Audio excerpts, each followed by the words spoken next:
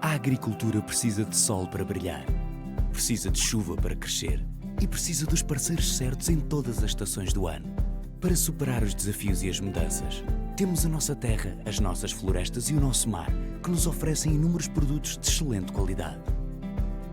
No BPI damos valor ao setor agrícola e estamos mais próximos das empresas agrícolas e agroindustriais. Sempre prontos para responder a qualquer desafio, com equipas especializadas e soluções financeiras que se adaptam a cada negócio. E porque acreditamos nos produtos nacionais, distinguimos e premiamos anualmente os casos de sucesso na agricultura através do Prémio Nacional de Agricultura. O BPI dá mais valor à agricultura. Queremos ver o seu negócio crescer. Queremos ver os seus produtos valerem ainda mais. BPI, um banco para a agricultura.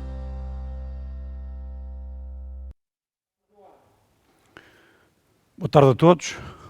Pedimos desculpa por este pequeno atraso, deveu-se a problemas técnicos do contacto com o nosso colega italiano.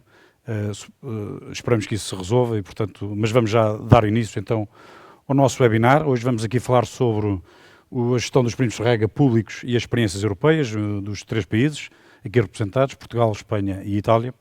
E, portanto, mais uma vez, bem-vindos a todos. Uma saudação especial a todos vocês que estão aqui ligados.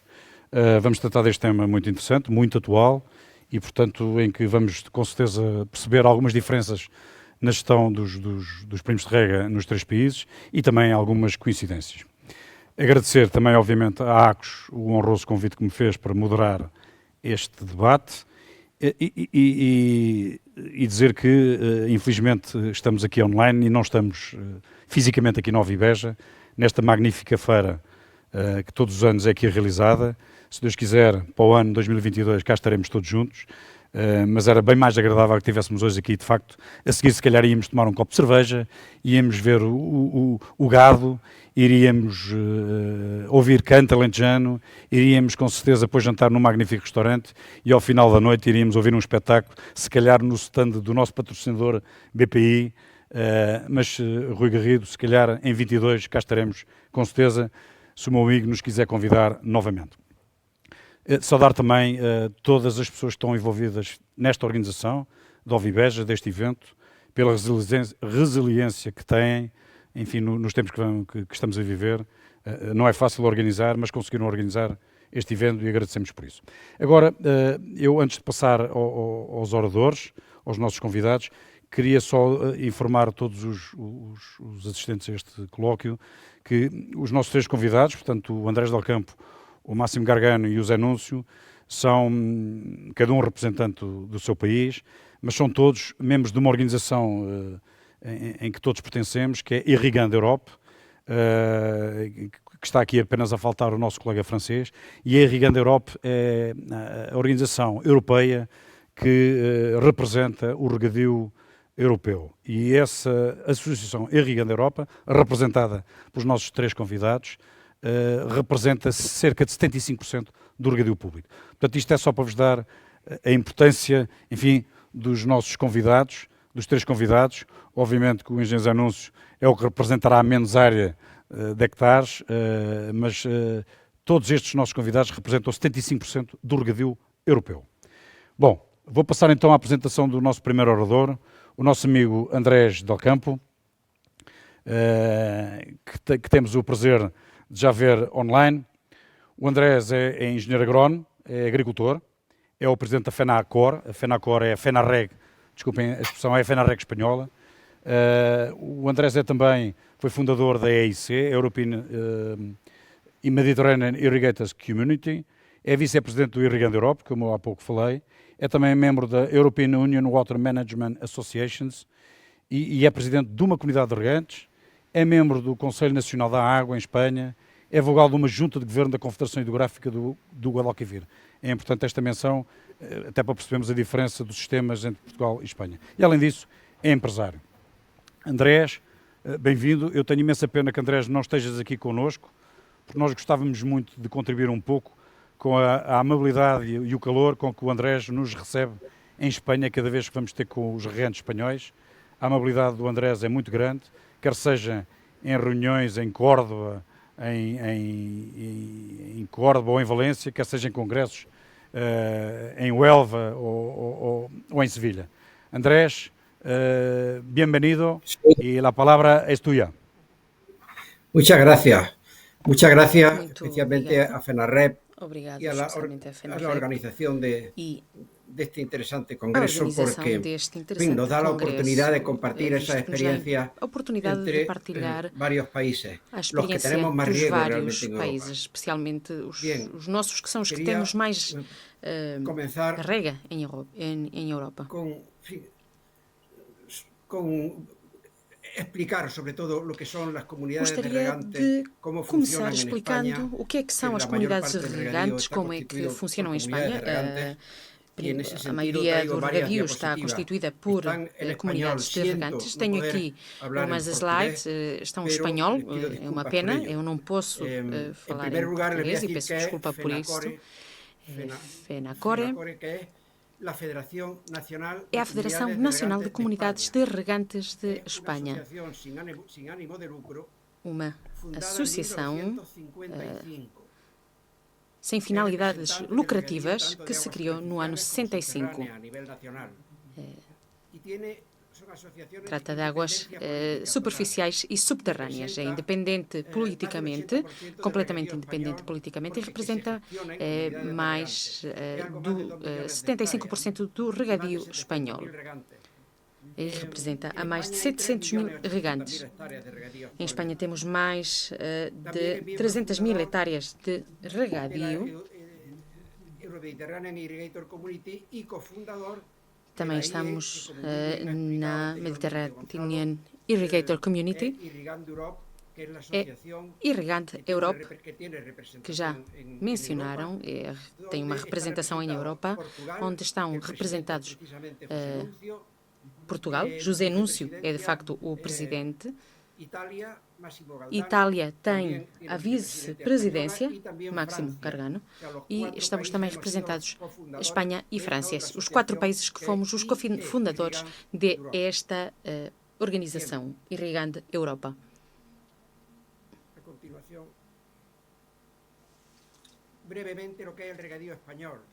Muito brevemente, o que é o regadio espanhol?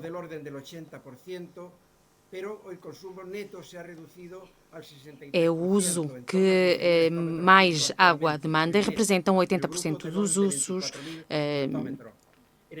consumidos no ano. Em Espanha, o regadio supõe cerca do 15% da superfície agrária útil e já é um bocadinho superior, está entre o 15 e o 20, e por volta de 65% da produção final agrícola nacional. Ou seja, poderíamos produzir muito mais. O regadio é a solução para os países da zona mediterrânea.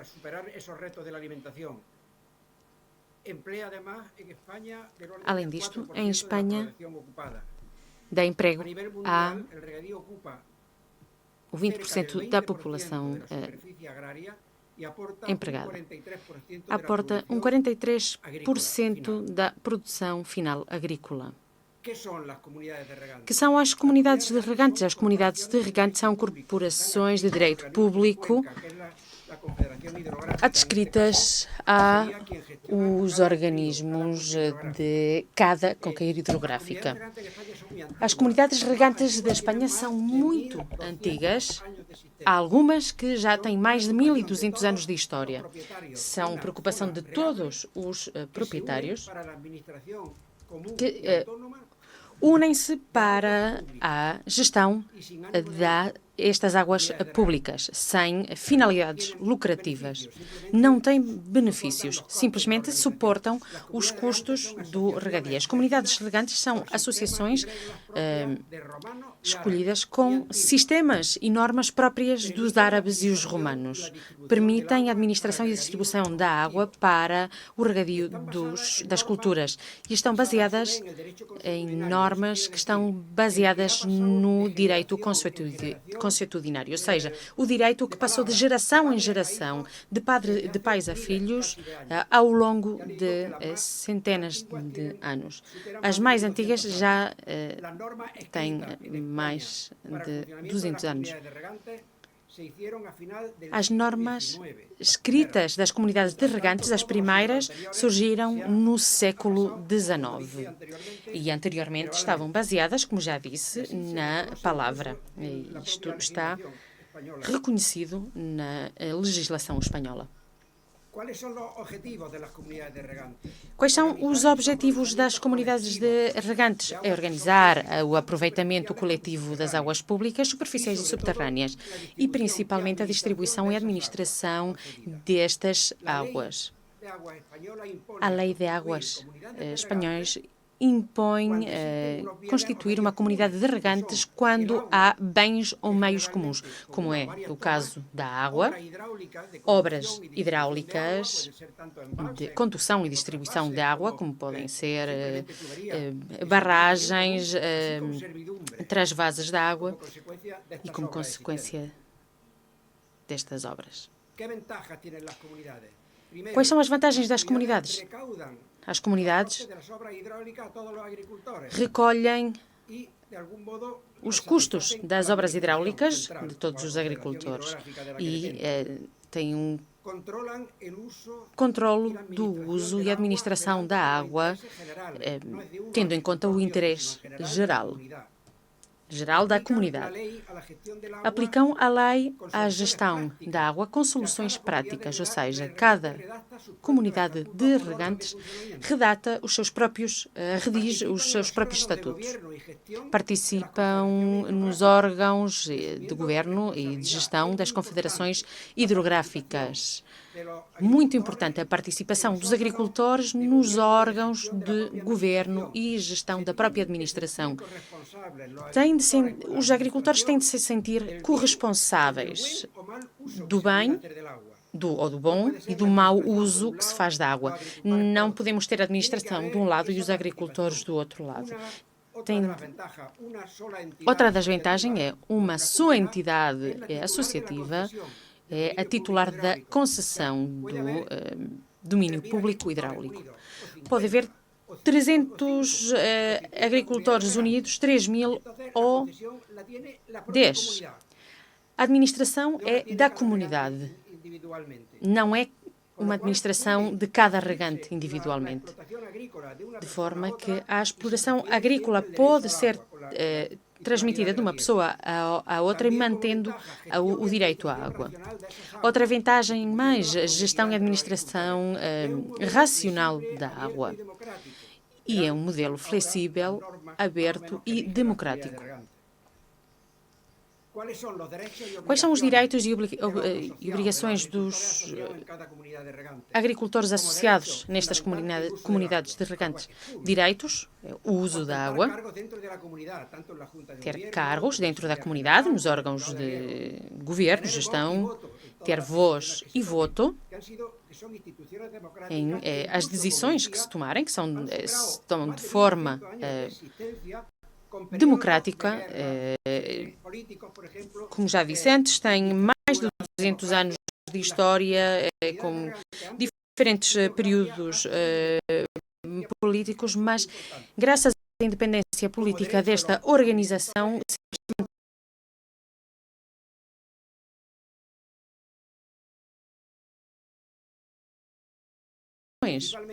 principalmente o pagamento das quotas e o respeito das normas elaboradas pelo grupo de agricultores em cada zona, em cada comunidade de regantes.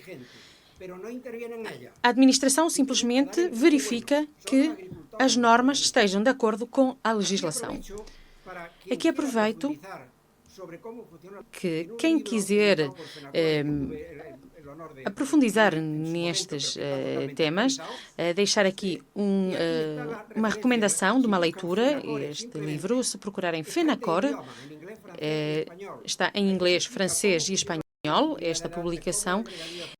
Encontrarão toda a informação sobre as comunidades de regantes, como é que elas se desenvolveram em Espanha e como é que elas funcionam. Como é que é a gestão da comunidade de regantes?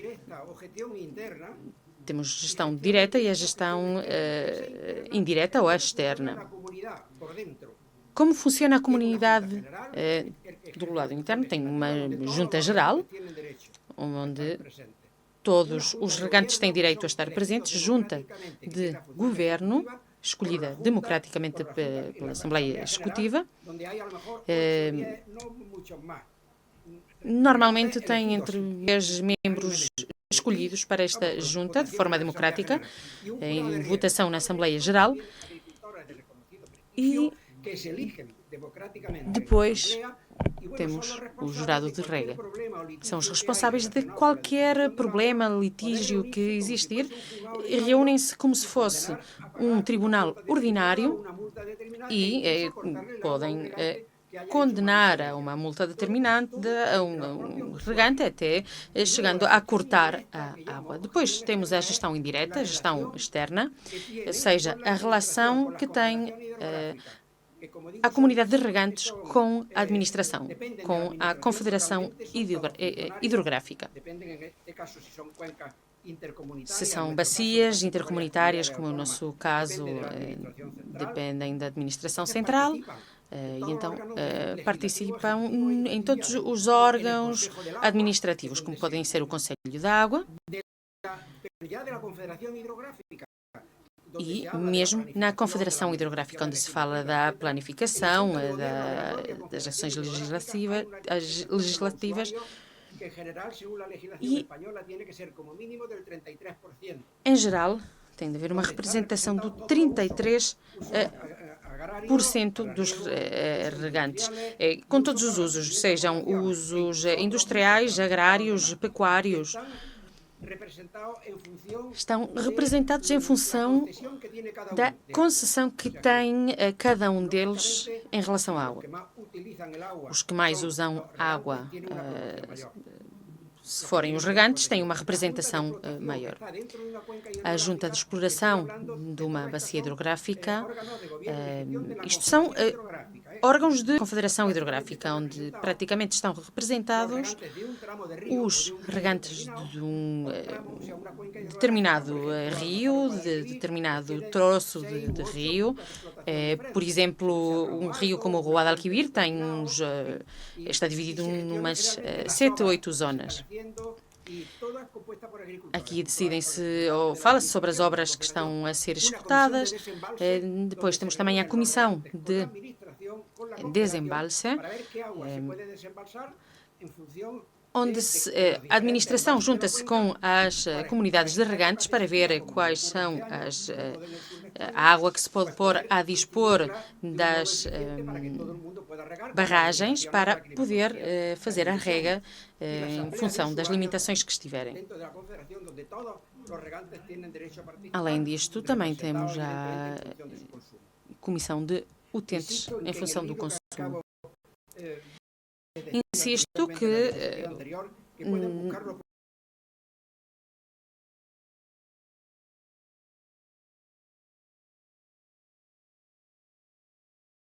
esta informação. Basta procurarem por FENACOR. Quais são os pontos antes?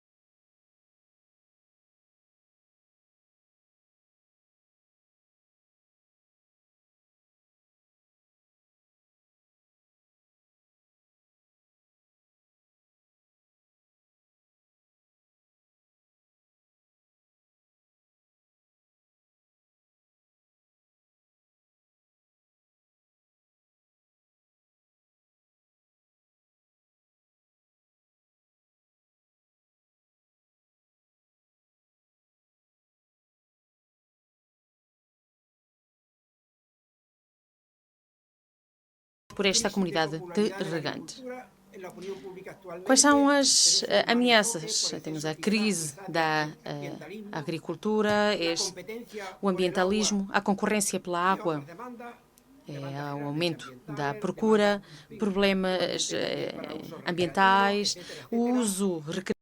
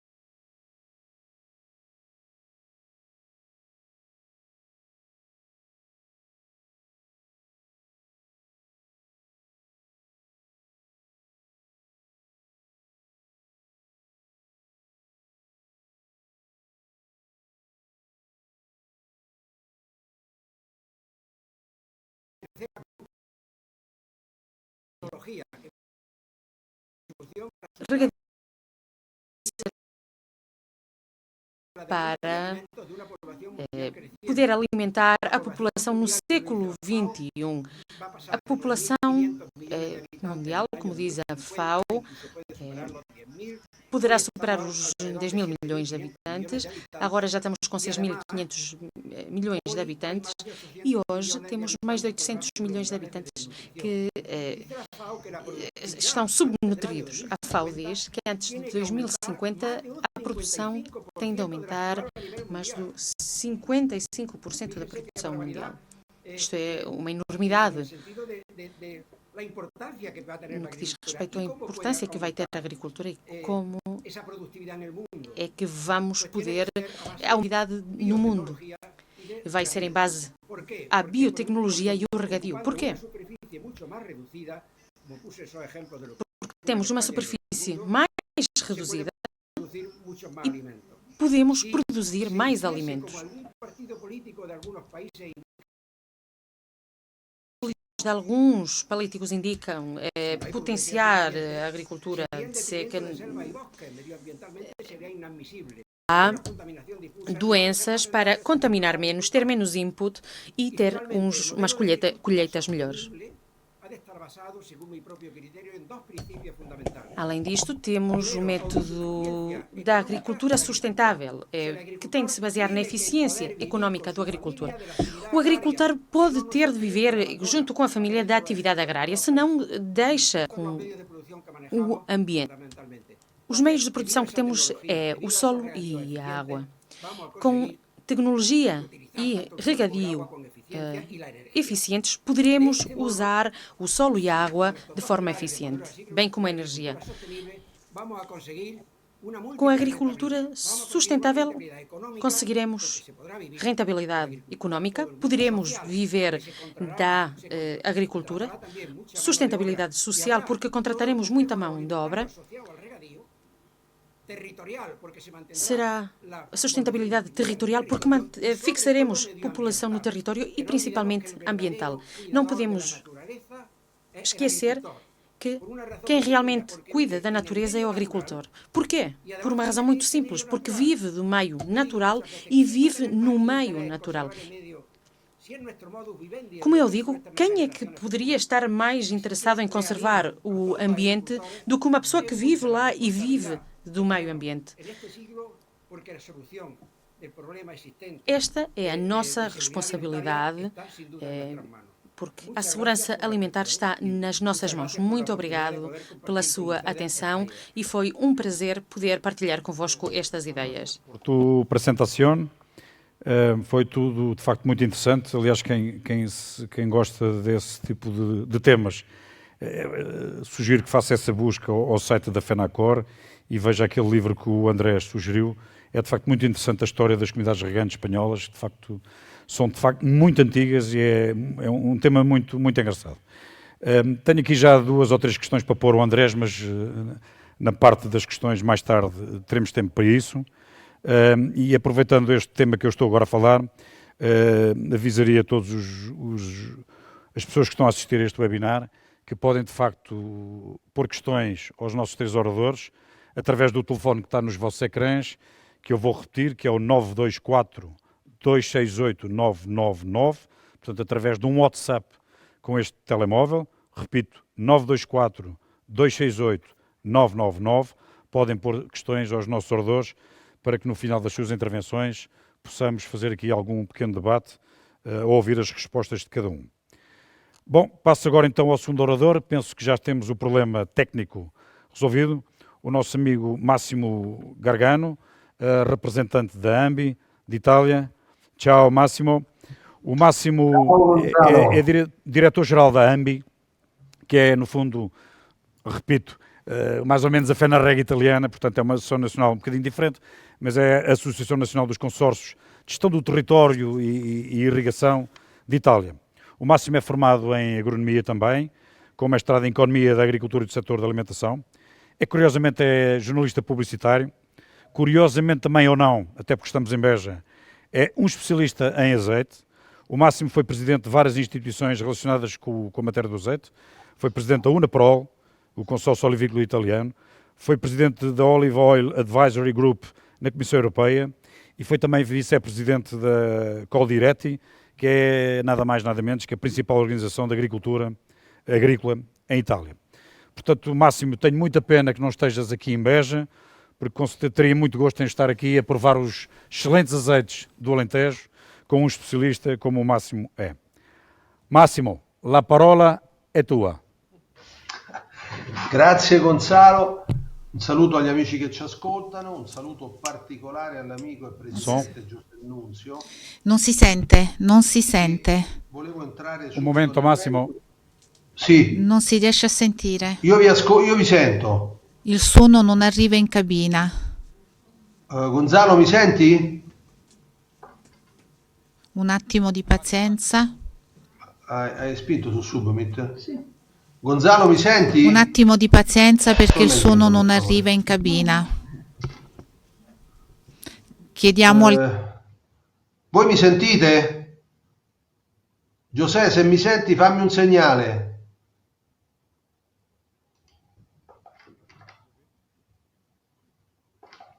Fai reconnect. Bene, allora Giuseppe mi senti? Benissimo, possiamo Muito iniziare. bem, podemos começar. L'AMBI è Associação Nacional Italiana que reúne 142 consórcios. Trabalhamos sobre 60% do território nacional, são excluídos os territórios de montanhas. Nós fornecemos a água para irrigar a 3 milhões e meio e nos ocupamos da segurança hidráulica e a recolha de água em 200.000 quilômetros de canais naturais, ou seja, 5 vezes a volta do mundo como percurso.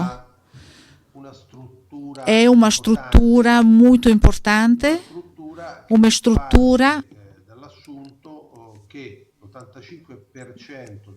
onde 85% do Made in Italy tem a ver com o sistema hídrico. É uma enorme responsabilidade. Temos 200 estruturas para levantamento da água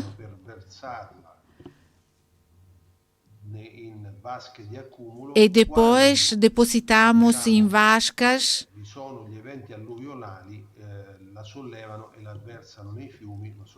e depois vamos descarregá-la no mar. Estamos a produzir muita energia. 244 instalações energéticas e 76.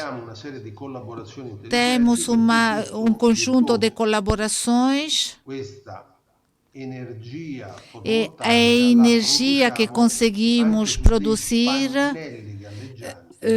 vamos utilizar 10 painéis em cima da água e por isso tentamos de resolver os problemas críticos da Itália para evitar o consumo no solo e sobretudo evitar a utilização do terreno agricolo. Fornecemos a água a 3 milhões e meio de hectares de terreno. Isto faz parte das temáticas da disponibilidade dos recursos, que são importantes. Tento imaginar que o nosso secretário-geral da Proteção Civil pensa que 7 mil milhões de danos causados do excesso de água ou da falta de água. E por que quis dar essa notícia? Porque eu queria expressar este conceito. É errado falar de água. A nossa não é água para a agricultura, mas é água pelas atividades produtivas. É uma água que tenta pensando nos objetivos da Agenda 2030, é água destinada à produção. E deve ocupar-se da multifuncionalidade dos recursos e por isso pensar a água potável. E tem que pensar em toda a economia central dos recursos e por isso pensar também nos rios e na biodiversidade. É claro que em uma relação virtuosa temos que pensar inevitavelmente na possibilidade de fornecer água para os campos agrícolas. Por isso, existe uma multifuncionalidade de serviços e deveria ter capacidade de condividir e de compensar as exigências de todos, a partir das exigências do ambiente, do rio, da biodiversidade, mas também da exigência da população e exigência do ambiente, no momento em que temos todos a obrigação de reduzir a emissão de anidride carbônica da atmosfera, e nós que nos ocupamos da água, mas que a nossa água, eu gestir a água como um bem, um valor comum, nós utilizamos um aqueduto multifuncional. Quero dizer que ontem apresentamos ao nosso ministro um progetto importante, un progetto pilota che si insere plenamente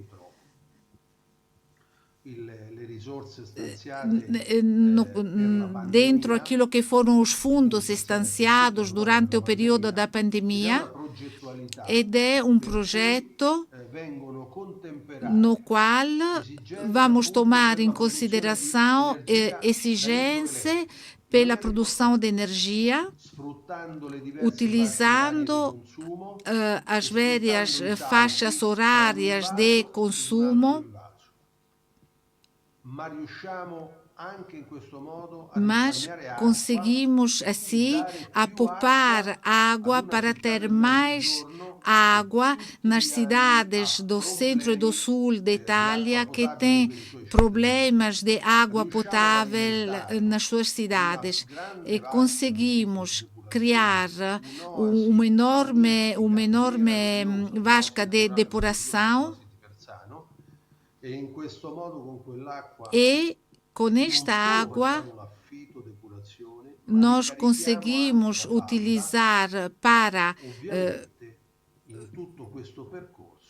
em todo este percurso conseguimos ter uma otimização do uso da água pela agricultura e conseguimos ao mesmo tempo irrigar mais hectares utilizando uma menor quantidade de água e uma maior qualidade da água.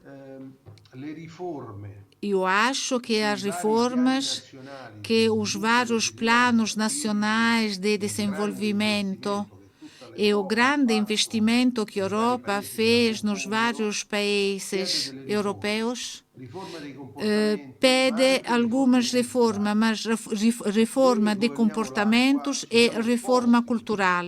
Nós que nos ocupamos da água decidimos de ter uma visão de futuro muito mais ampla que pudesse apostar na inovação como ferramenta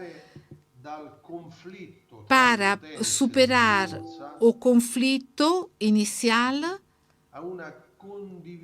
a uma partilha de utilização da água que permite de satisfazer todas as necessidades ligadas à água e, sobretudo, as mudanças climáticas impõem pensar em maneiras diferentes aquilo que são as infraestruturas. Por isso, plano que cria pequenos centros de recolha de água é muito importante para ter uma multifuncionalidade e responde aquilo que é um input categórico attraverso uma escolha que eu faço para tentar de inovar e o objetivo é reduzir a emissão de carbono.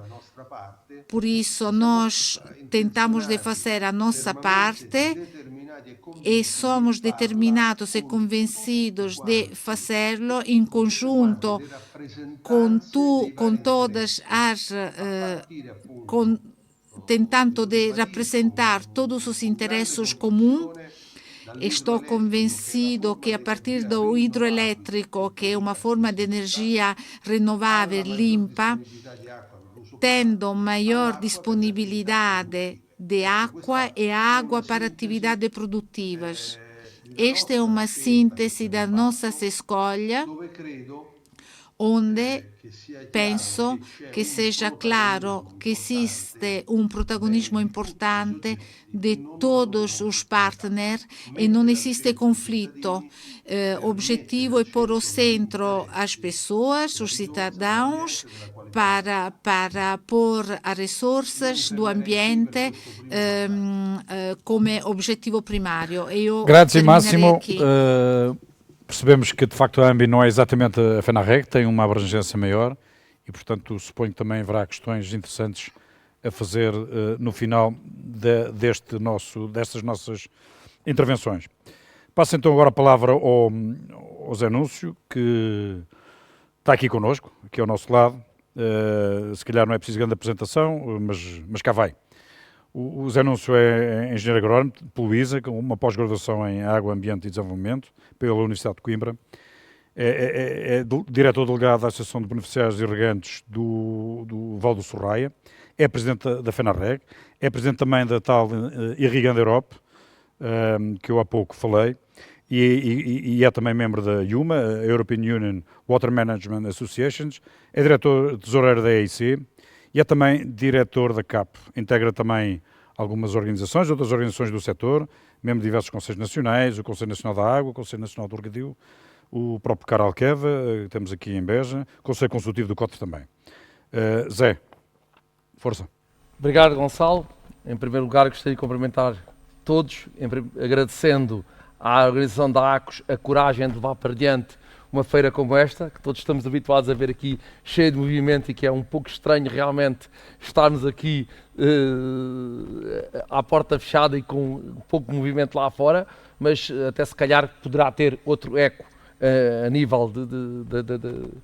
nível global, porque com estas novas tecnologias, e também cumprimentar os nossos colegas, o Andrés e o Máximo, e ter muito gosto de estar aqui e partilhar com eles este painel. Eu trago uma apresentação que, no fundo, vão ver que não há assim tão grandes diferenças. Mesmo o Gonçalo está a dizer que a AMBI seria um pouco diferente.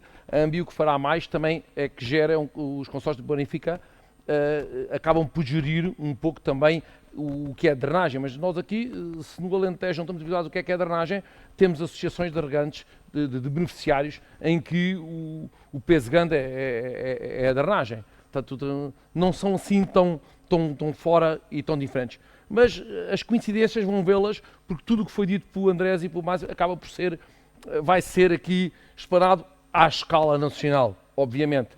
Portanto, aqui eu mostraria o que é que tem sido a evolução do regadio nacional, e isto é que eu acho que é preocupante, em que vemos que em 97 tínhamos 791 mil hectares de regadio equipados. Hoje em dia, em 2016 já só eram 543 mil, hoje em dia são 626. Isto é preocupante quando vemos que a diferença e este aumento deve-se só ao aumento da área da Alqueva, porque estamos a ver que está a haver um abandono grande da atividade do regadio e também se reflete a nível das explorações agrícolas. E se calhar mais dramático, que caíram de 325 mil em 97 para 121 mil em 219. Ali parece que a curva está a estabilizar, mas não terei tanta certeza por causa da questão da escala. Seja como for, estamos a falar de 5% do território nacional, que é responsável por 60% da produção nacional. Portanto, isto é que é os números que temos que reter. Desculpem, disseram para não carregar no pequenino, que era o que para trás, é para diante é que temos que andar. Mas quando vamos ver, apesar de quando ouvimos aqui falar dos 3 milhões de hectares em Itália e dos 2 milhões de hectares de regadio em Espanha, achamos que é um grande diferença, mas se formos ver em percentagem da superfície agrícola útil, é muito semelhante. Ouvir o Andrés dizer que a área regadio em Espanha é 15% da superfície regada, 15% a 16%, é precisamente os nossos valores. Portanto, nós estamos muito semelhantes a eles.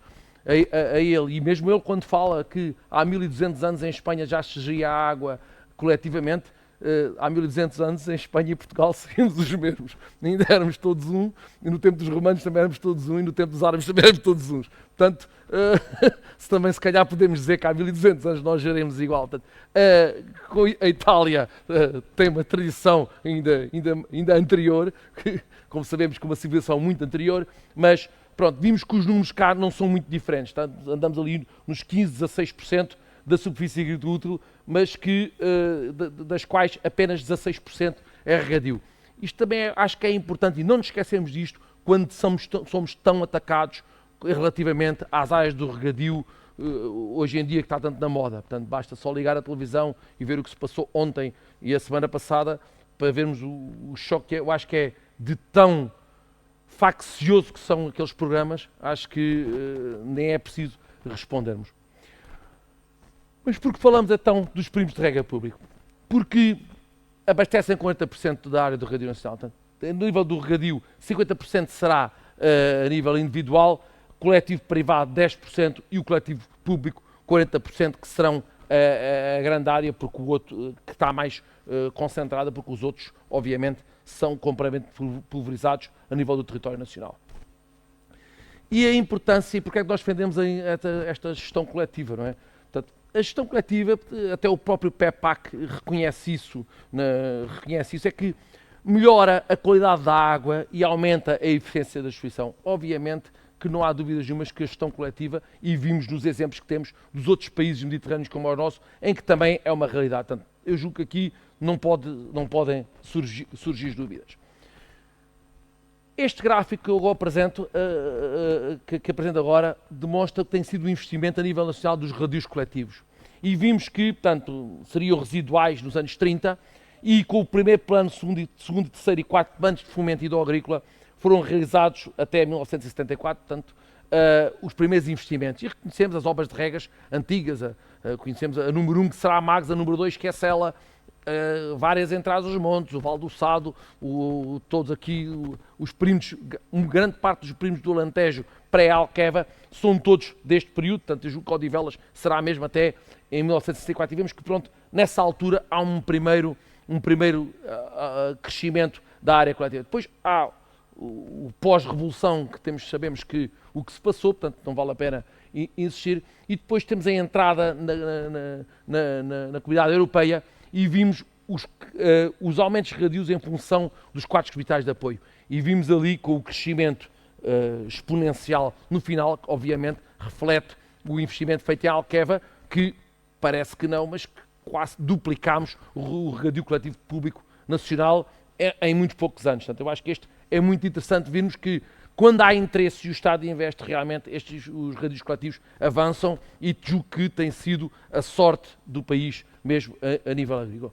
Ao nível da distribuição a nível nacional, portanto a gente parece que só se lembra que só a Alqueva, mas vimos ali representados a ver todos os concelhos em que há obras de regadio. E quando vimos, portanto, todo o interior do país, podemos dizer, o Alentejo e Algarve e toda a faixa interior da parte do centro para cima e mesmo alguma do litoral, vimos que está distribuída a nível nacional, portanto, todas as zonas agrícolas acabam por ter regadios coletivos, portanto, houve realmente um trabalho dos serviços técnicos na implementação destas áreas.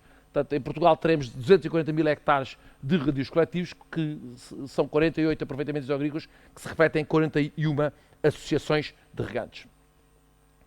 E o que são as associações de regantes? Este gráfico quadro parece quase copiado do Andrés, mas não é, porque eu não tinha conhecimento da apresentação do Andrés. Portanto, são associações de agricultores, portanto, para todos os efeitos são associações de agricultores, os agricultores beneficiários que se podem associar, têm um regime legal diferente, que são de direito público, porque gerem obras públicas, são concessionárias de obras públicas e são reconhecidas pelo Ministério da Agricultura, portanto, são tuteladas pelo Ministério da Agricultura. Constituídas, como eu disse, por proprietários do perímetro de rega, que se reúnem em gestão autónoma e comum das infraestruturas que lhes estão concessionadas. Gerem e distribuem água para a rega, têm uma legislação própria, têm um enquadramento legal específico das associações de regantes e têm as bases de lançamento aprovadas em Assembleia Geral. As bases de lançamento são as taxas que se cobram por serviço prestado. Eu aqui ponho um parênteses porque, como sabemos, em Portugal ninguém paga água. O que nós pagamos, e todos nós, para ser mais fácil, em nossas casas, o que pagamos, ninguém paga água. O que pagamos é o serviço da água, é o serviço da distribuição da água. O mesmo se passa na agricultura. Na agricultura, o que é pago é o serviço de distribuição. Portanto, o que estamos a falar sempre não são de preço da água, estamos a falar, quando falamos do preço da água, os custos da água, estamos a falar das taxas que são lançadas sobre a água, que é as taxas prestadas sobre o serviço da distribuição da água, porque a água é um bem público, como todos sabem, como o oxigênio que respiramos, que ninguém paga e que está disponível para todos utilizarmos.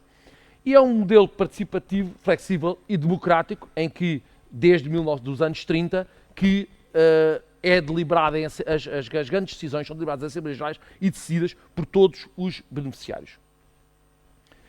Em termos de tutela, dependemos, como eu disse, da legislação que está sobre a alçada do Ministério da Agricultura, mas também temos uma grande parte, dependemos fortemente também, hoje em dia, do Ministério do Ambiente, já também foi tudo do Ministério, já teve tudo integrado no Ministério da Agricultura, mas também, hoje em dia, estamos divididos por dois. Porquê? Porque Se por um lado temos do Ministério, as associações de regantes têm do Ministério da Agricultura a concessão da obra de rega, ou seja, da estrutura física que faz a distribuição da água de rega, por outro lado também tem uma concessão do Ministério do Ambiente para a utilização da água. Portanto, temos estas duas concessões, que quando falamos sempre somos concessionários, mas somos concessionários de duas concessões. Uma, utilizar a infraestrutura de rega para distribuir a água, e do outro lado temos a autorização do Ministério da Tutela da Água, que é o Ministério do Ambiente, para utilização desse volume de água para rega. Para rega e não só. Iremos mais ver adiante, porque em certas situações não será só rega, pode ser rega, fornecimento de água a agroindústrias. Algumas associações também têm concessão para fornecimento de água a algumas populações e também para populações, agroindústrias e também para produção de energia hidroelétrica, no caso em que há também associadas concessões de centrais hidroelétricas. Como eu disse também lá atrás, as associações de regantes são associações de agricultores, que se gerem como qualquer associação, tem uma Assembleia Geral, uma direção, que é o órgão executivo, a Assembleia Geral, que é o órgão em que se reúnem ordinariamente 2 vezes por ano e durante as eleições, portanto, e tem uma particularidade que será o júri vindouro. Isto é uma figura que vem dos tais antigos tribunais da água, até da Península Ibérica, dos tais 1200 anos, que o Andrés falava. Portanto, este júri vindouro é, entre aspas, um homem bom. O que é que seja isso hoje em dia? Já ninguém sabe bem o que é um homem bom, mas um homem bom, portanto, é um agricultor reconhecido no seio pela Assembleia e por restantes agricultores como alguém ideal para redimir os problemas. Portanto, quando há problemas entre um agricultor e a gestão da obra de rega e entre a direção, obviamente tenta-se primeiro resolver o problema internamente e em caso de conflito que não se consegue resolver, há a tal figura do júri vindouro, que é o júri vindouro que é composto por o homem bom, portanto o tal agricultor reconhecido por todos, normalmente costuma ser alguém consensual e ideal para este tipo de funções, um representante e que também é ajudado por um representante do Ministério da Agricultura ou da Direção Regional da Agricultura, que se solicita para estas funções.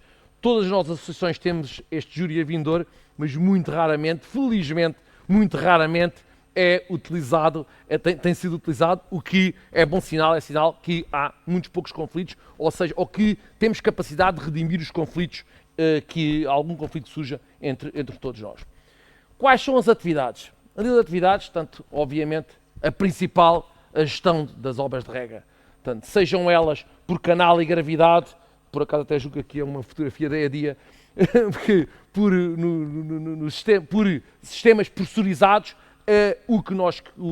a nossa função é distribuir a água ao agricultor, de modo que o agricultor possa ter a máxima eficiência na distribuição dessa água. Obviamente que há de tudo, desde sistemas mais tradicionais a sistemas mais evoluídos, em que têm sistemas de telegestão. Portanto, isto é o normal e a atividade principal das associações. Mas também gerem as albufeiras. E aqui é uma particularidade um pouco diferente do que se passa quer em Espanha, quer em Itália. Porque em Itália eles têm muita água que vem dos degelos, e portanto que têm muita riqueza de água nos rios, tanto porque aquilo tem zonas mais altas em que neva, que se concentra a neve, e a neve acaba por ser uma barragem sólida, digamos assim, uma barragem, portanto, uma albufeira sólida, em que aquilo vai derretendo e eles vão aproveitando a água da drenagem, também, de drenagem e para rega. Em Espanha, como ouvimos o Andrés falar de participarem nas confederações, a confederação normalmente é que gera os embalses ou as albufeiras. As albufeiras são geridas pelas confederações hidrográficas, que gerem as massas de água e gerem a rede primária. E normalmente as associações de regantes pegam depois da rede primária nos canais principais e a partir daí é que é a concessão das associações de regantes. Mas também há casos em que não é assim em Espanha. Mas cá em Portugal, normalmente, quando estamos a falar de sistemas em que há barragens, porque recordo que uma das maiores obras de rega, como se, por exemplo, a Alzira de Vila Franca de Xira, não tem barragem nenhuma, depende do Tejo, bomba a água do Tejo, portanto, há algumas que são por bombagem pura e simples dos rios quando há essa disponibilidade, mas o normal é, podemos dizer que normalmente todas têm uma albufeira e depois da partida da albufeira gerem a obra de rega. Depois temos, obviamente, fora da campanha de rega, os serviços de manutenção. Todas as associações têm, maiores ou menores, uma capacidade de intervir, pelo menos de imediato, para a intervenção de emergências, as associações estão capacitadas. E algumas até fazemos mais, tanto como podemos ver aqui ali uma obra de colapso de um canal em que está a ser reconstruído, também aqui, neste caso, é uma construção de uma obra de rega de distribuição, aqui, neste caso, em gravidade, mas também temos competências para gerir a rede de drenagem. Naquele caso ali, temos a ver a limpeza e desobstrução dos rios, obviamente, seguindo todas as normas. Nas que têm centrais hidroelétricas também podem ter esta valência. Portanto, eu felizmente do Sorraia, e digo-vos que é uma valência importante, é a gestão de uma central hidroelétrica. Realmente as centrais hidroelétricas são importantes a nível da gestão do recurso, em que normalmente os caudais sedentários, ou seja, durante o inverno turbinamos, se turbina à vontade, portanto, sem qualquer limitação, e durante a campanha de rega, todos os volumes que são utilizados são turbinados exclusivamente os volumes utilizados para rega. Portanto, isto é o normal acontecer e que ajuda a viabilizar muitas das associações. Hoje em dia também, com o aparecimento dos painéis fotovoltaicos, também há muitas associações a recorrerem a este tipo de instalações, mais não na ótica tanto na ótica do negócio, mas mais na ótica do baixar os custos da energia, que, como disse o Andrés e muito bem, é a nossa grande preocupação, é o tal binómio água-energia, que é fundamental encontrar esse equilíbrio. Também tiveram as associações de regantes, também têm uma componente de desenvolvimento regional. Temos aqui a Canta Agrícola e é o símbolo da Feracamas, o que quer representar é, no fundo, as cooperativas agrícolas e os líderes, ou seja, no início, as associações de regantes têm competências para participar em qualquer um destes tipos de atividades. Eu recordo que as caixas agrícolas, normalmente as caixas agrícolas das terras todas iniciaram a sua atividade até dentro das associações de regantes e depois, obviamente, que à medida que vão tornando a sua independência, vão saindo e nessa altura a associação desliga-se. As cooperativas agrícolas iniciaram-se dentro das associações de regantes, portanto, ainda há algumas que estão bastante ligadas, estou aqui a olhar e lembrar-me do caso do Roxo ou da Alensado aqui para baixo, portanto, mas lembro também havia no Sorraia, havia no Sado, em todos os lados havia cooperativas ligadas com as associações de regantes, porque temos que andar para trás e pensar que se calhar nos anos 30, quando começaram as associações de regantes, depois não havia não havia empresas que comercializassem quer os produtos que se produziam, quer que fornecessem os fatores que eram necessários, portanto, daí a grande importância. Obviamente, com o evoluir da situação e à medida que foram deixando de ser necessárias, as associações vão saindo e deixando. Hoje em dia participam todas a nível das associações líder, que é uma componente importante a nível do desenvolvimento local e daí participarem. A nível dos direitos e obrigações dos regantes, se calhar este quadro não é muito claro, mas das associações de regantes podem ser associados à associação de regantes qualquer beneficiário de pleno direito. E o beneficiário de pleno direito quer dizer que seja ou proprietário no perímetro de rega ou que seja agricultor no perímetro de rega, ou seja, ou que explore, tenha uma exploração no perímetro de rega. E esses beneficiários de pleno direito têm direito, como o nome diz, têm direito às dotações de regas previstas no projeto. Obviamente, em caso de rateio, têm que cumprir esses rateios. Portanto, têm direito ao uso da água, têm o direito a participar nos cargos da associação, podem fazer parte dos órgãos sociais da associação. Nas Assembleias Gerais têm direito a voz e a voto e têm obrigações, como todos, de pagar as taxas e cumprir as regras e os regulamentos. Depois, por outro lado, temos os regantes a título precário, que agora são tanto falados. No fundo, o regante a título precário é alguém que não está incluído dentro do perímetro inicial previsto da obra de rega, mas que tem os mesmos direitos que o beneficiário de pleno direito, exceto que, a nível do uso da água, em caso de restrições, pode não ter direito a qualquer uso, nem tem direito a participar a nível do rateio da água, e não pode participar também nos cargos de direção e não tem voz nem voto. De resto, não é discriminado em relação aos outros, como o associado ou não associado.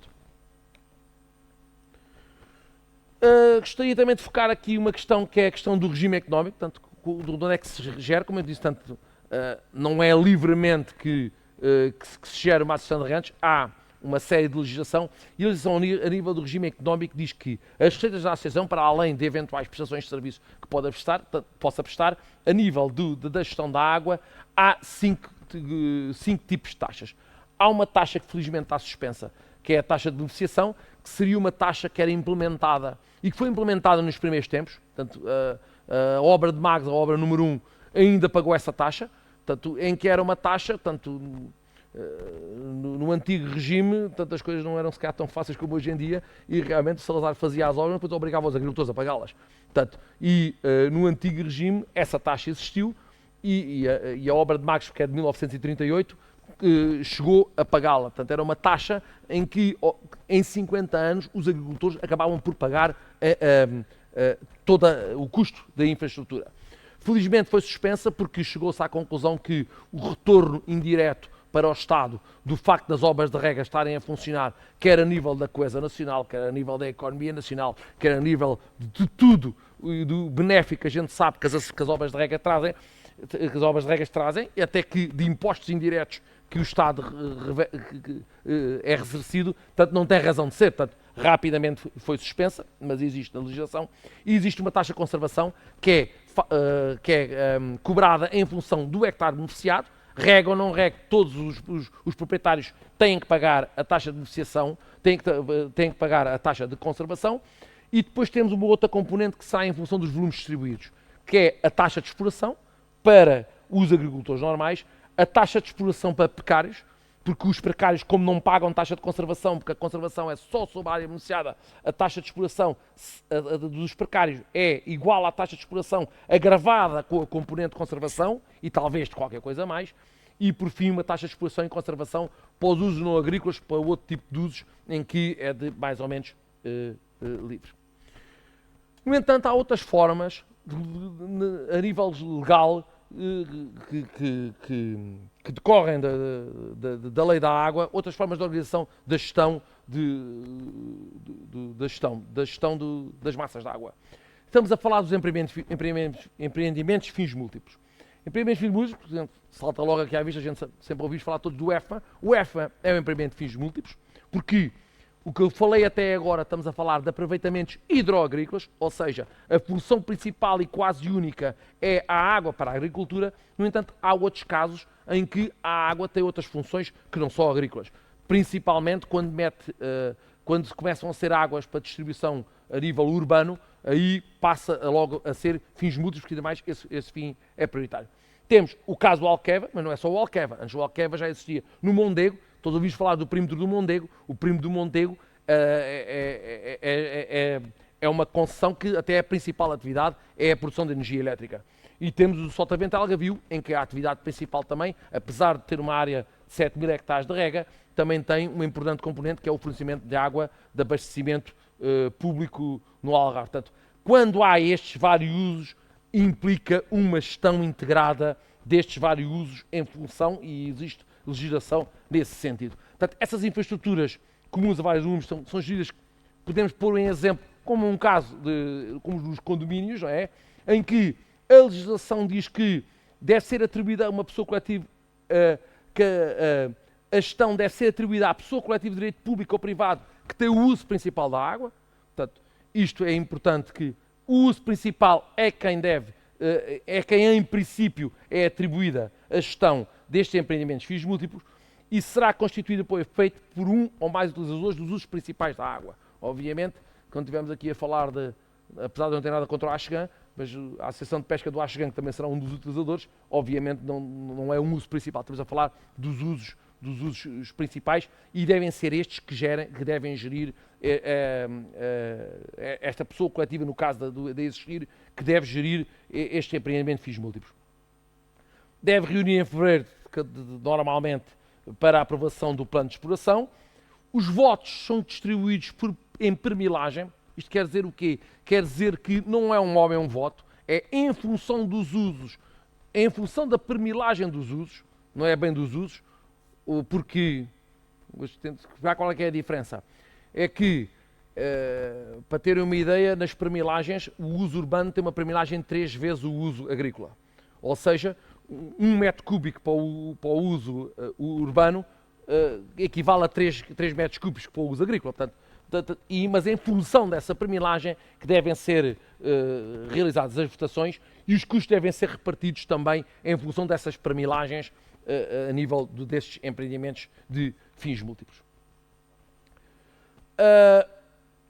Neste momento foram reclassificados 10, para além daqueles que ali falámos, foram reclassificados de aproveitamentos agrícolas em aproveitamentos de fins múltiplos, 10 aproveitamentos na bacia nacional, que vimos aqui, apesar de que este processo está um pouco atrasado. Isto já foi feito em 2015, temos aqui presentes os diretores do Roxo e que sabem que, apesar disto estar no papel e terem sido reclassificados, na realidade ainda não foram dados os passos a nível e aguardam que o processo seja desenvolvido para definir as questões de condomínio e de funcionamento.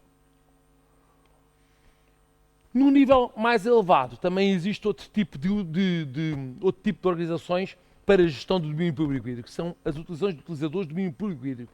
Isto já são organizações macro, são organizações ao nível da bacia hidrográfica ou de uma subbacia importante. Portanto, estamos a falar de grandes regiões, em que não estamos a falar propriamente só de uma albufeira, estamos a falar do grupo de albufeiras. Portanto, posso aqui falar, por exemplo, da bacia do Sado, em que são uma série de aproveitamentos que se reúnem. E qual é a vantagem? Garante a participação dos utilizadores na gestão desses recursos hídricos, compreende a gestão comum de licenças ou concessões, ou seja, têm competências delegadas pela administração para irem mais além e serem eles é que passam as licenças, mais novas licenças ou retirar licenças. São pessoas coletivas de direito público e privado, são reconhecidas pela APA, têm estatutos próprios, têm a tal delegação de competências e delegação que podem para tal gestão comum de licenças e têm os tais custos partilhados.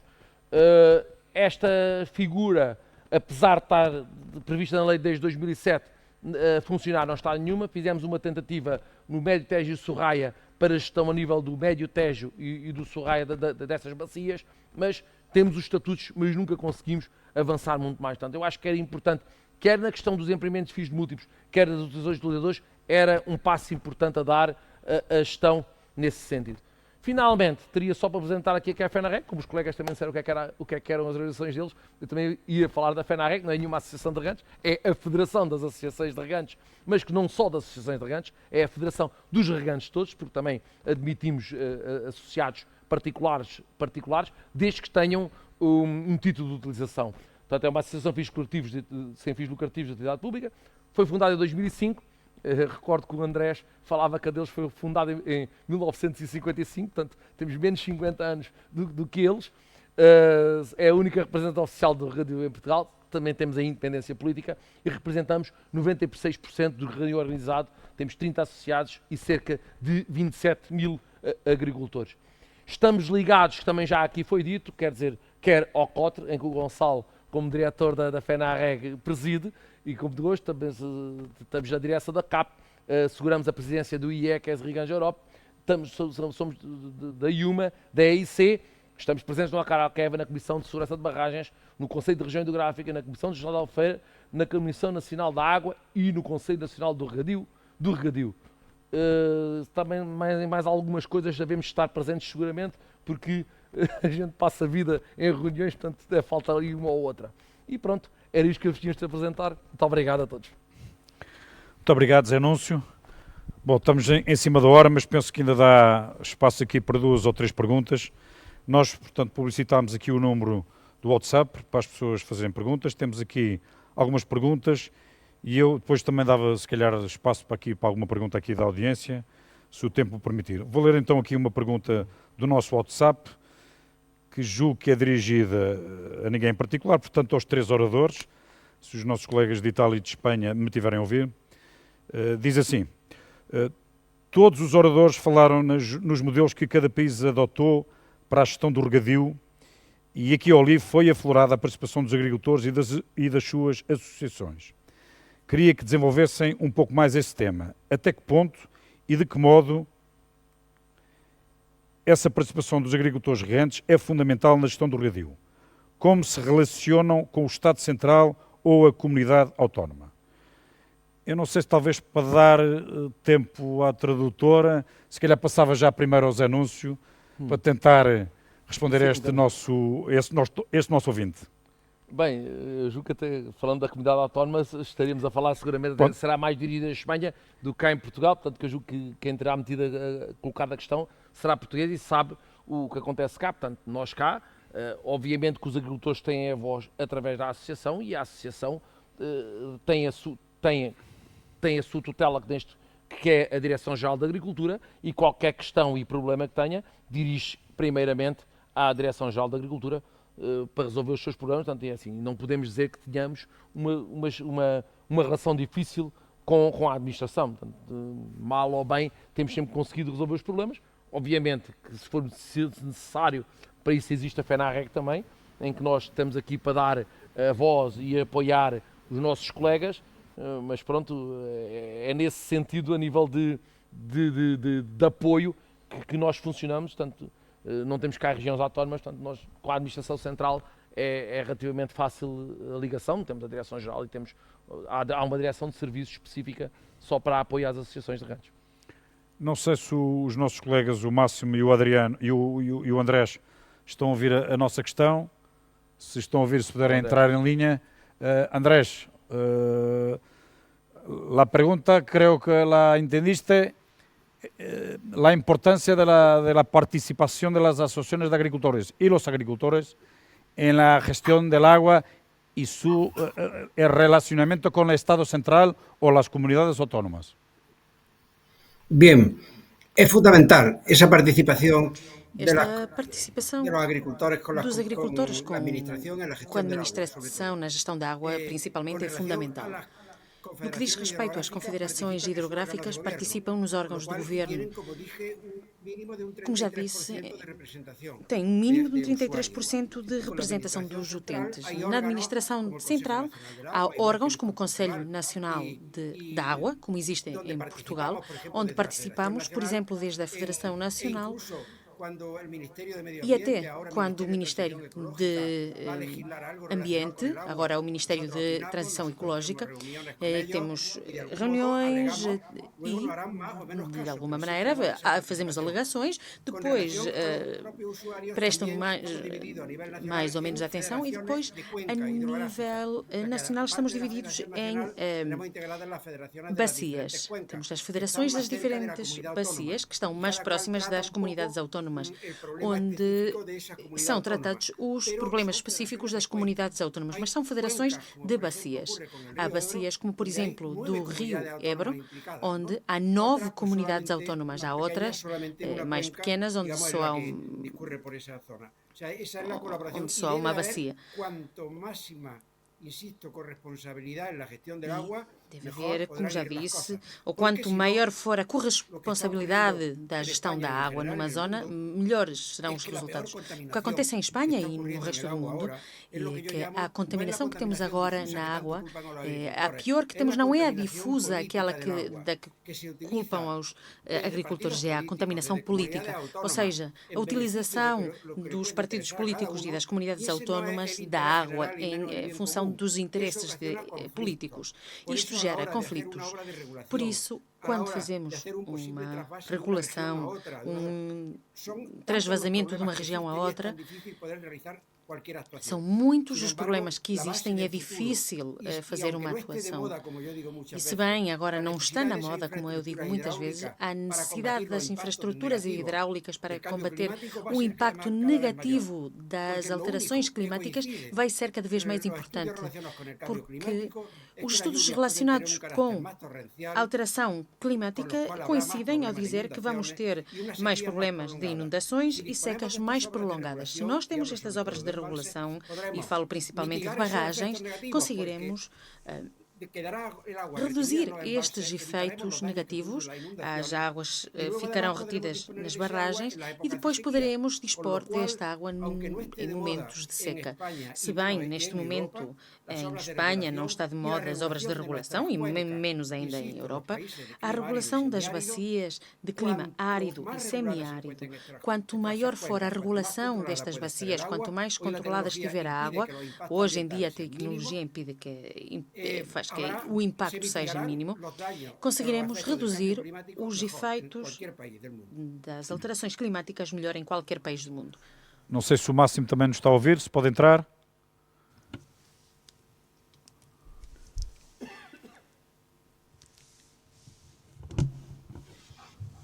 Máximo, prego. Sì. Sì.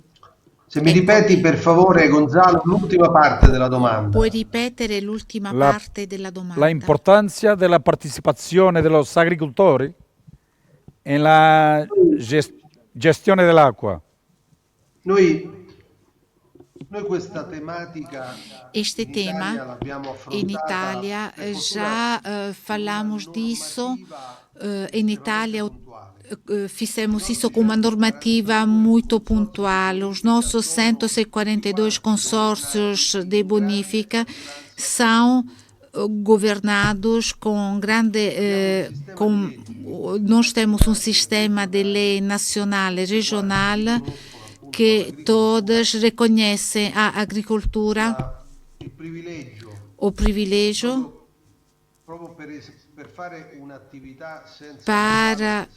para uma atividade. Sem água, a atividade não se pode realizar, e reconhecemos a importância daquilo que nós chamamos autogovernação. Por isso, em virtude dessa realidade, nos nossos conselhos de administração não existem compensações, senão para o presidente e o vice-presidente. Existe um sistema eleitoral por faixas que reconhecem, por isso, a dimensão territorial e, por isso, o direito de voto é exercido conforme a necessidade, ou seja, e por faixas, para dar a todos a possibilidade de ser representado. Nós atuamos através de uma legislação regional e cada região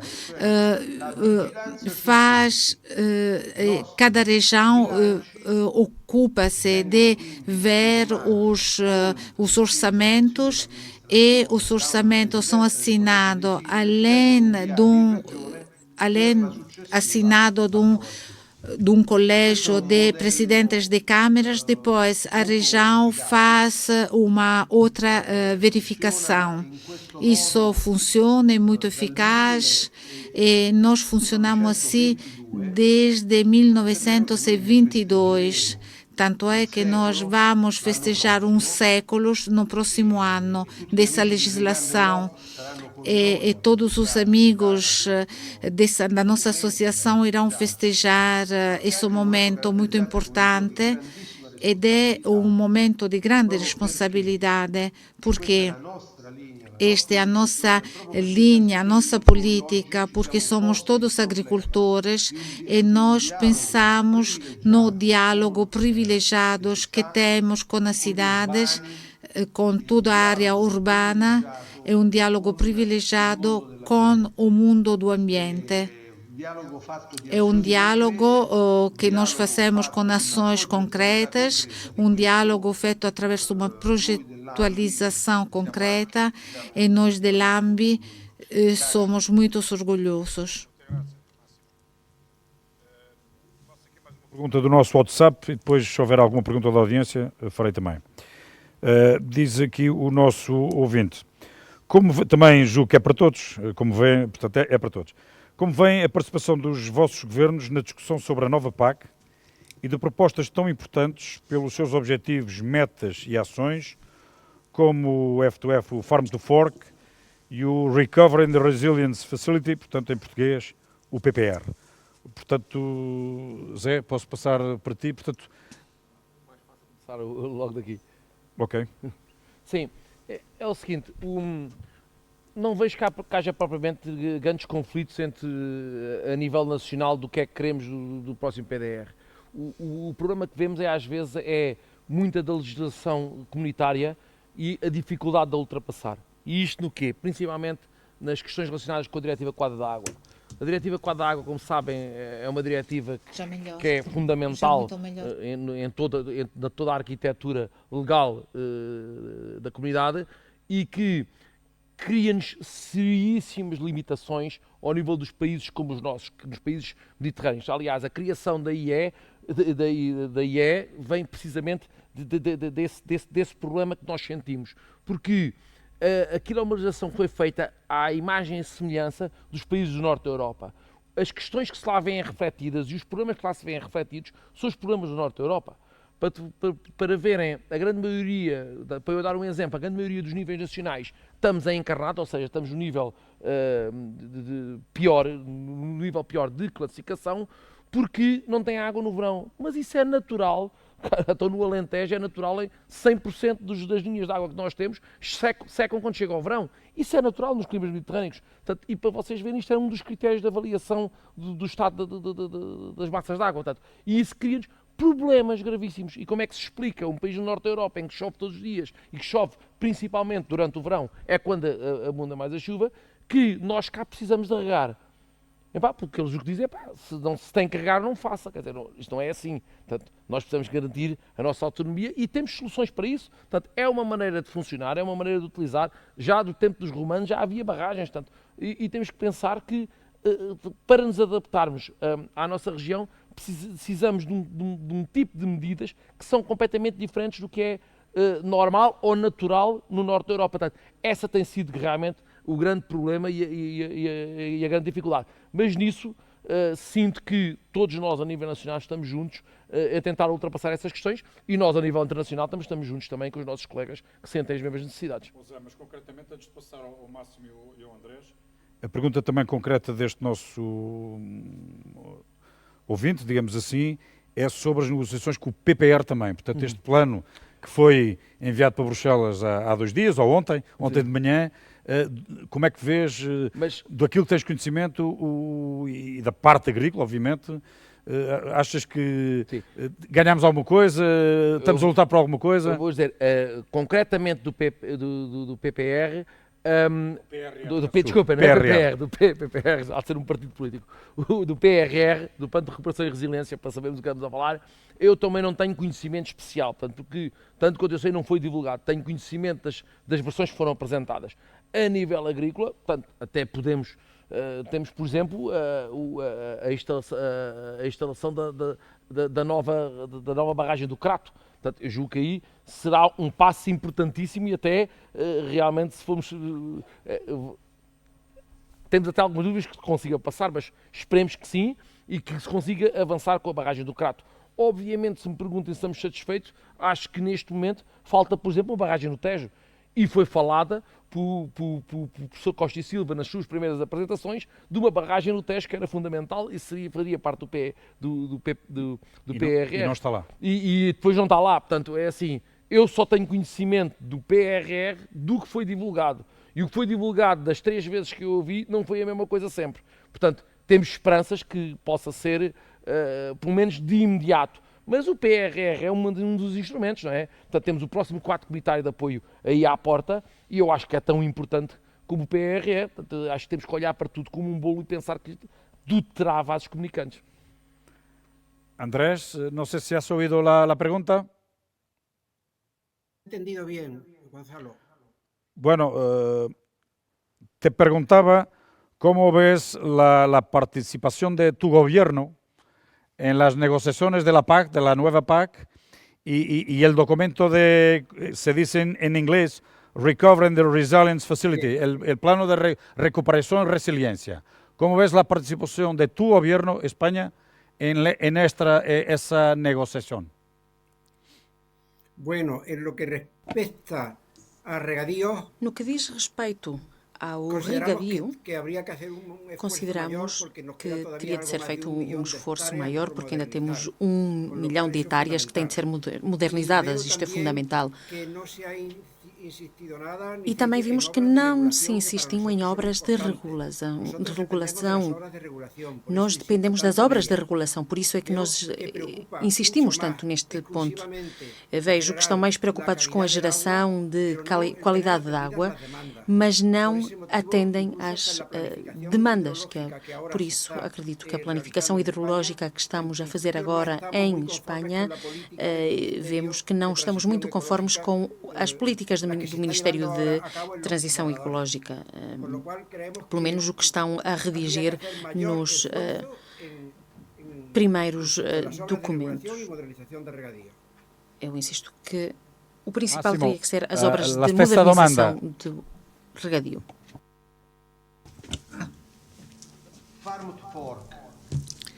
Farm to Fork, RNPP, eu digo sobretudo a nova PAC, a PAC 23-26, 2023-2026 serão decisivas para a agricultura europeia e serão decisivas na relação com o território e com os consumidores. Duas culturas se estão enfrentando. A cultura dos semáforos, ou seja, uma botilha de Coca-Cola faz menos mal respeito a uma colher de óleo de oliva extra virgem. A cultura da agricultura industrial e a cultura da indústria, a cultura de uma PAC, de uma cultura agrícola que paga para todos os cidadãos europeus para a manutenção de um território, além de produzir comida, boa comida. O nosso grande desafio será mesmo isso, ou seja, aproveitar dessa oportunidade da RNPP, o Recover Ford, mas também pensar tudo aquilo que está presente no Regulamento 741 da União Europeia sobre a utilização na agricultura obrigatória das águas. Um grande desafio onde nós agricultura, teremos que demonstrar aos cidadãos europeus que o investimento na agricultura é um investimento na qualidade do ar, do ambiente, na qualidade da água dos rios, da água das faldas, sobre a qualidade da alimentação e sobre a qualidade da biodiversidade. Por isso, tudo aquilo terá que ser medido através performance e através dos indicadores das performances. No RNPP são chamados performance, na PAC são chamadas, na RNPP na nova PAC são individuadas como performance. Por isso, a agricultura terá que demonstrar de saber oferecer ao cidadão essas performances como motivação que pode legitimar o investimento na PAC e nestes regulamentos. Nós deveríamos ter a capacidade, como responsáveis que se ocupam de governar a água, e por isso, quando se diz de governar a água, significa governar a qualidade da comida, a qualidade dos terrenos, etc. Nós teremos que demonstrar que estes investimentos que a Europa faz na agricultura é um investimento sobre um bem comum, agricultura e água, e que nós que somos os operadores que nos ocupamos dessas de sus recursos e deveríamos ser capazes de demonstrar Então, agora, isso à para fechar, Europa. mesmo para fechar, se houver aqui alguma pergunta na audiência, aceitamos. Se não houver, já passou de facto um pouco mais de uma hora, a hora prevista, fecharíamos. Bom, portanto, não havendo mais questões, só me resta agradecer a presença do José, Máximo, do Andrés. Muchas gracias. E agradecer também o estarem aqui com esta paciência para ouvir este nosso webinar e mais uma vez agradecer à ACOS a organização deste webinar e desta Oviveja. Muito obrigado, boa tarde.